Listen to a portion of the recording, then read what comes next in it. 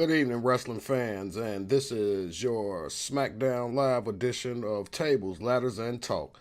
I'm your host, Lucky Luciano, and we are going to kick off this Tuesday, July 10th, Smackdown from New Hampshire, I believe it was. Uh, Tonight's Smackdown Live kicked off in New Hampshire with a Miz TV. Miz's guests tonight were Daniel Bryan and Kane, which makes up Team Hell No. A little disclaimer: I wish they would have found a better tag team partner for Daniel Bryan. There's a lot of wasted talent in the back, uh, just sitting there that could have made a good tag team. I mean, Kane is a little out of date, so to speak. Um, so the Miz invites Team Hell No out to basically talk about their upcoming match with the Bludgeon Brothers Sunday at Extreme Rules for the tag team titles. We're gonna play a little bit of this promo here. Box office records, you were tag team champions. I never thought I would see this day. It would be like Justin Timberlake reuniting with NSYNC. But are you two prepared to face one of your greatest challenges as a team in a high-pressure championship match against the Bludgeon Brothers? They're barbaric. They're unafraid. They're undefeated since becoming Smackdown Tag Team Champions. But let me tell you what they are not. They are not Team Hell No. See, I'm smarter than this. I don't think this is going to implode. I know this thing is going to implode. He's going to betray you like he always does, and you're going to fall for it like you always do. There's only one thing that I can think about is being the man responsible for ending your career for good. But instead of fighting me like a man, you hide behind this cheesy nostalgia act. Because you no longer can hang with me in this ring. Daniel, we talked about this.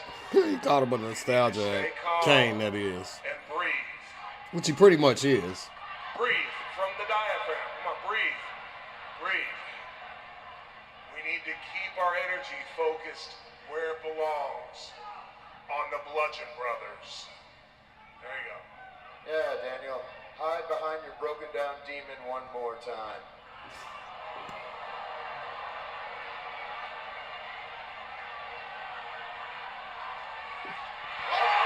And then Kane puts him in the choke slam pose. And the Bludgeon Brothers come out.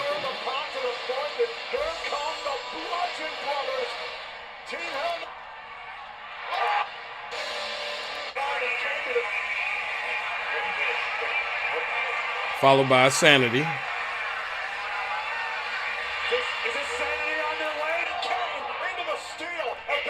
I want to get any copyright for the music, so. And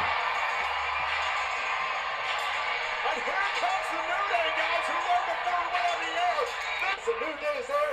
Oh, Daniel Bryan. Oh my God. Killian Day just broke. And then pretty much from there, Miz TV kind of went into a 10-man brawl. It was the Bludgeon Brothers and Sanity basically fighting the New Day and Team Hell No. So it was a free-for-all, pretty much everybody everywhere.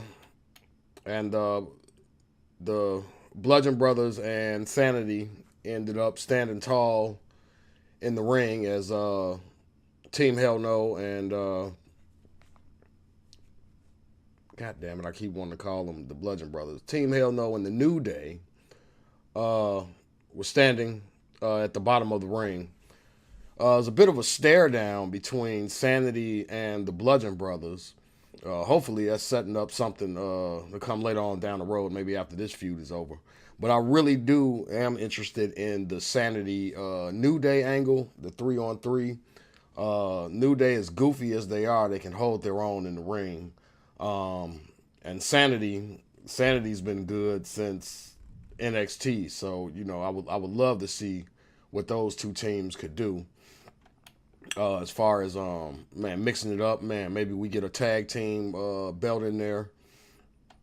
Man, just to give them something good.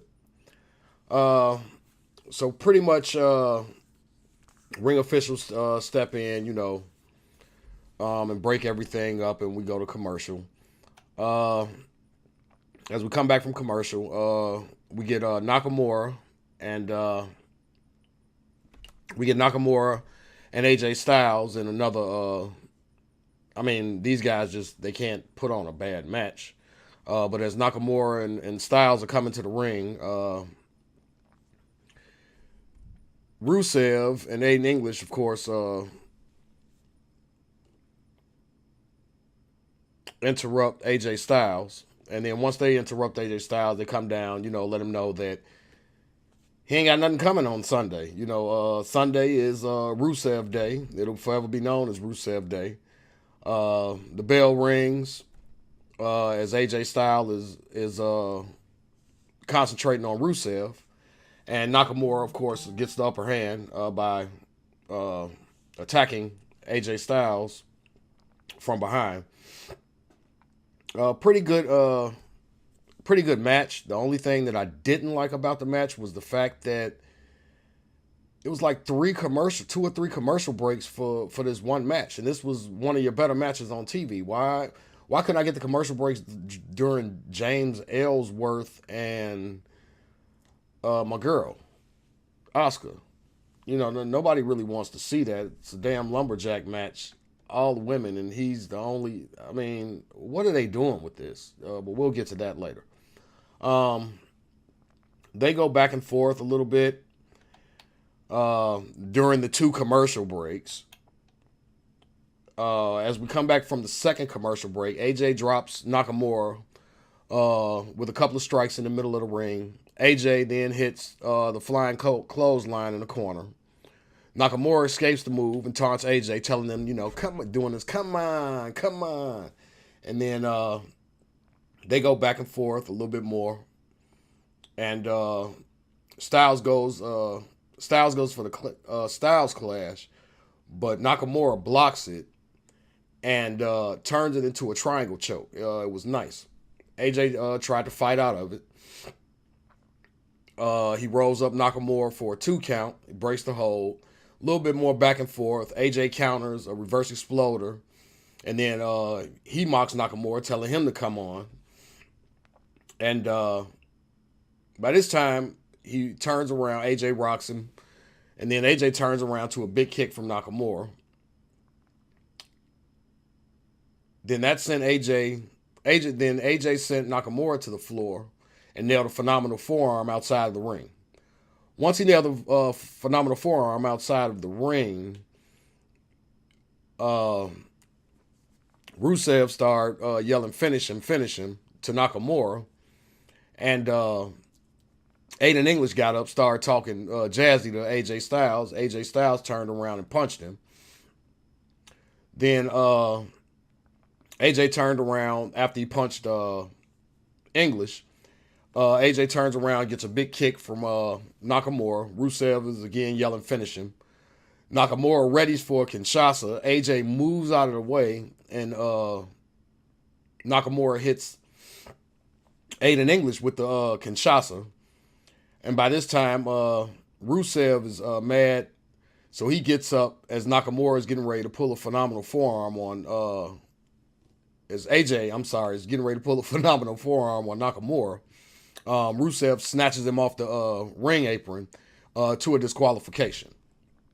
After the bell, they go back and forth a little bit. And then, of course, AJ gets double teamed by Nakamura and Rusev, and then out comes Jeff Hardy with the rescue. So, as we're going to a commercial break, they end up making a tag team match, AJ Styles, Jeff Hardy, versus Nakamura and Rusev. Pretty good match, goes back and forth, didn't really go too long because, the main guys had already wrestled for a good little minute. Goes back and forth a little while. They cut to the back. Wait, I'm sorry. Lost my... Okay. They go back and forth for a little while. It's mainly Rusev and AJ Styles that went back and forth. AJ finally gets a hot tag to Hardy. Hardy unloads on Rusev. Hardy with some of his signature moves, and then he goes for a drop kick. He gets a 2 count. Fans doing the delete chant as Hardy keeps control. Hardy hits the whisper in the wind on Rusev, and then Nakamura breaks up the pin. AJ runs in, tosses Nakamura to the floor, and then AJ gets him with a big knee to the face from the ring apron. Rusev hits a Machka kick on AJ, knocking him off the ring apron. Hardy dodges another Machka kick from Rusev and hits a twist of fate. Hardy then goes to the top, but Nakamura kicks him from the apron, and Hardy falls down to the ring mat. Rusev nails a Machka kick as Hardy stands up, and then he covers him for the 1, 2, 3. So Rusev and Nakamura were victorious in that tag team match. After the match, they stand tall, and the champs recover, and as they walk up the ramp. Next, we see, oh my God, James Ellsworth backstage talking about his lumberjack match. Carmella tells Ellsworth that he needs to take care of Asuka tonight for her sake. And he calls her babe and winks and says he's got this. And she basically tells him, like, look, if you ever wink at me again, man, I'm going to beat you up, basically. So then we get the lumberjack match. Do I really need to go over this match? Do you really care? I didn't think so. Pretty much, it was Ellsworthless running from Asuka for pretty much most of the match. Gets thrown out to the ring. They beat him up a little bit, send him back into the ring. Ellsworth goes back into the ring. Carmella hands him some kind of like spray bottle looking thing that looks like mace. He turns around and then Asuka avoids it. Drops him with a bunch of spinning back fists and strikes, and then takes him down and made him submit with an Asuka lock. So Asuka won with the Asuka lock. Then after the bell, Carmella, of course, attacks Asuka from behind like she normally does because she can't wrestle. And Asuka turns around, but gets sprayed in the face by Ellsworthless.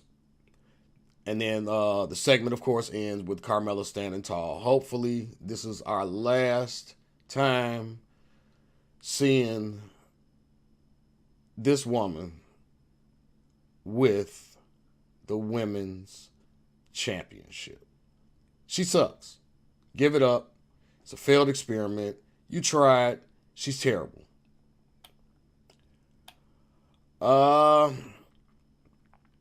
Next, we come back from break, and Paige is backstage with Carmella and Ellsworth. Ellsworth offers to kiss Paige.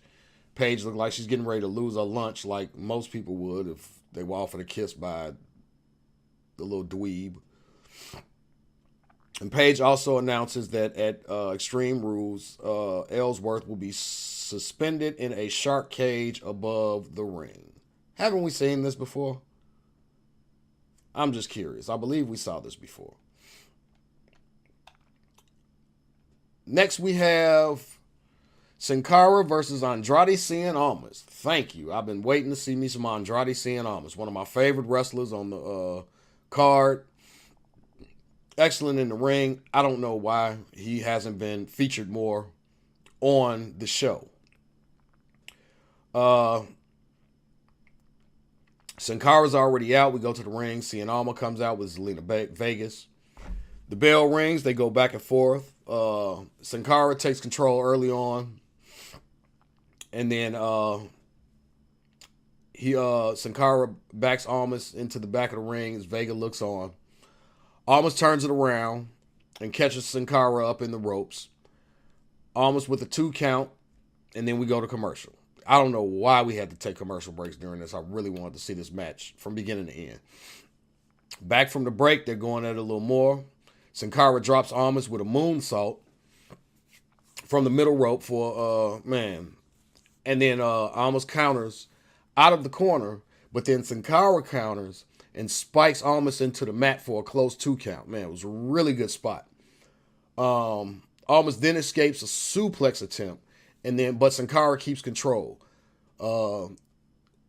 Andrade then comes right back and looks to finish Sin Cara with a hammerlock DDT, but Sin Cara rolls him up again for another 2 count.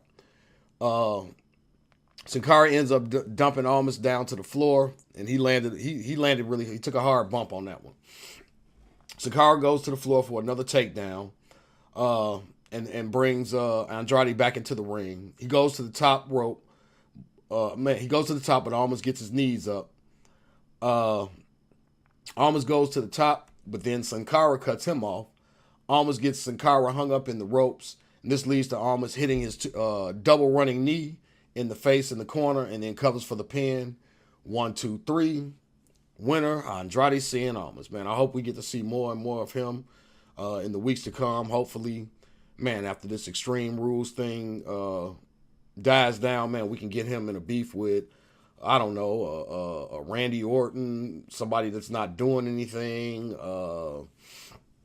Hell, I would even like to see him go at it with Daniel Bryan. I mean, since you're not going to do the Miz thing right now, man, anybody. I mean, the man is too good to be sitting in the back. He really is. And then after this match, we go backstage for Sanity. For warnings to the New Day and Team Hell No. The Bludgeon Brothers walk up as Sanity is cutting their promo and just says, "Let the bludgeoning begin." The two teams nod at each other and they head toward the ring.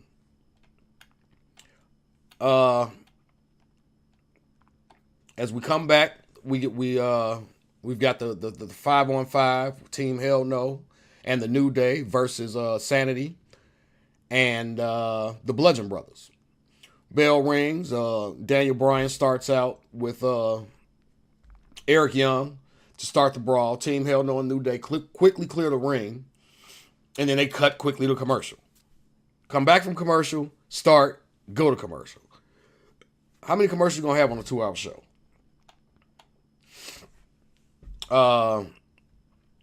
When we come back from the break, we've got Alexander Wolf being double teamed by Woods and Kofi.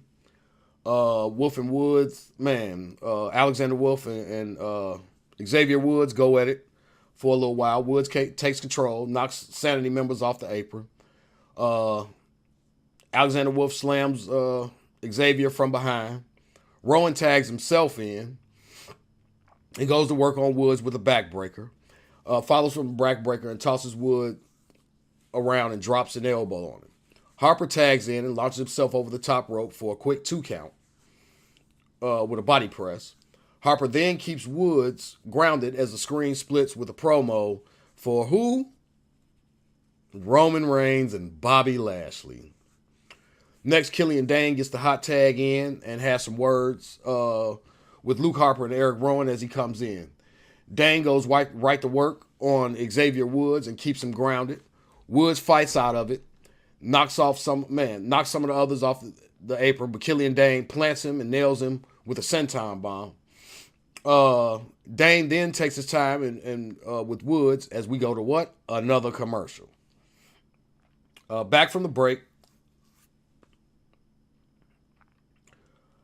Eric Rowan and Woods has Woods down now. Harper comes in for a close 2 count that was broken up by the New Day members. A brawl with all 4 of the teams break out for a second, then it gets back under control. Then it comes down to Daniel Bryan and Eric Young.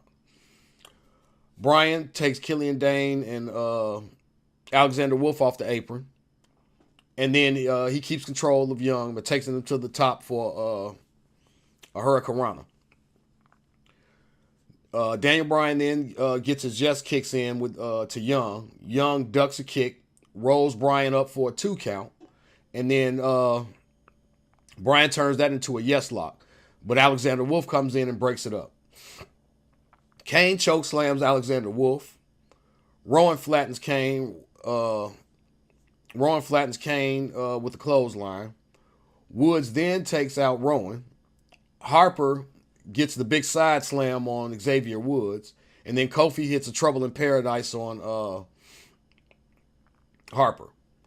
Kofi goes flying and takes Harper out on the floor with an assist from Big E. Killian Dane then goes with a flying splash to Kofi on the floor. Dane returns to the ring and goes at it one-on-one with Big E. Big E then gets Killian Dane with a spear from the apron to the floor.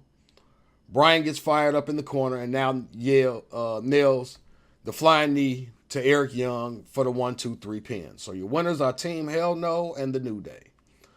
A little bit after the match, Daniel Bryan and Kane are at the top of the mat and at the top of the ramp of the stage, and Daniel Bryan is trying to get the Flames of Hell to go like Kane, so he does it 2 or 3 times and then finally does it. And then the Flames finally come out, Kane looking shocked. I'm over the Team Hell No thing personally. It was fun while it lasted, a little nostalgia act. It's like bringing Degeneration X back for a couple of weeks. I mean, it's cool, but let's get something new in here, man. I mean, you got too much talent in the back to be bringing up Kane. Kane is literally running for mayor. Like, let the man be semi-retired. But that was pretty much, that's your SmackDown Live review for July 10th. Wasn't too much. They pretty much just reiterated and built on the upcoming matches at Extreme Rules. Unlike Raw, they kept a consistent storyline. The fights tonight will all go to culmination at Extreme Rules, and then we'll probably get some new and fresh rivalries coming out of Extreme Rules. I'm loving the way SmackDown is presenting their show lately. It's a far cry from what they were doing last year. Monday Night Raw really needs to take a couple of pages out of their book. But that's your SmackDown Live review. Once again, I'm Lucky Luciano, and we will be seeing you back here for Extreme Rules. Yeah, Extreme Rules on Sunday. Extreme Rules this Sunday. I'm going to try to get an NXT review up for you guys tomorrow, depending on how the schedule works out. There's no promises. But don't forget to like, subscribe, and most of all, comment your thoughts below about tonight's SmackDown episode. This is Lucky Luciano signing off, and we will see you the next time. Peace out.